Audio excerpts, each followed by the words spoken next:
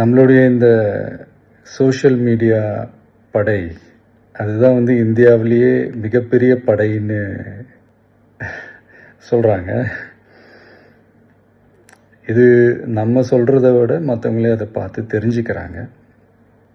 இனிமேல் நீங்கள் எல்லாருமே நம்மளுடைய இந்த சோஷியல் மீடியா ஃபேன்ஸ் மட்டுமே கிடையாது.